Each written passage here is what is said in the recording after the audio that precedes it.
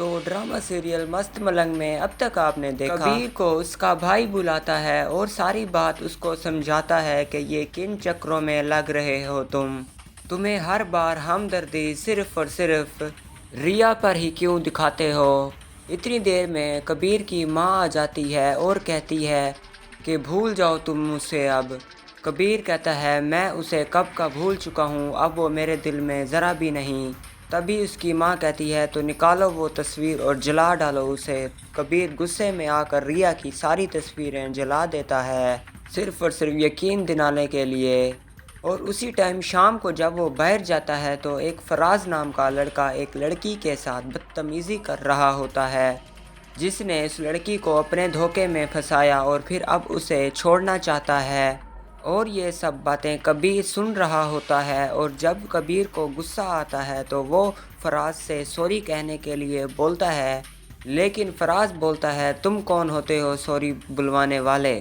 کبیر فراز کو بہت مارتا ہے، یہاں تک کہ اس کے منہ سے خون تک نکال لیتا ہے اور اسے سوری بلواتا ہے، لیکن فراز اب غصے میں آ جاتا ہے اور کبیر سے بدلہ لینے کے لیے ریا کے گھر رشتہ لے کر چلا جاتا ہے۔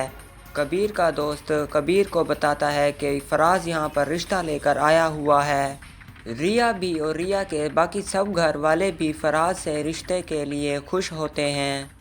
ریا کی بہن بھی اور ریا کا بھائی بھی رشتہ کروا رہے ہوتے ہیں کہ تبھی کبیر وہاں آ جاتا ہے اور ساری بات بتاتا ہے ریا کے بھائی کو کہ فراز کس طرح کا گھٹیا اور گرا ہوا لڑکا ہے، اور اس کے دھوکے کے بارے میں سب کچھ ریا کو بتاتا ہے۔ ریا کبیر کی یہ ساری باتیں سنتی ہے، اسے غلط ہی سمجھتی ہے اور کبیر کی ایک نہیں سنتی اور فراز سے منگنی طے کر لیتی ہے اور انگوٹھی پہن لیتی ہے۔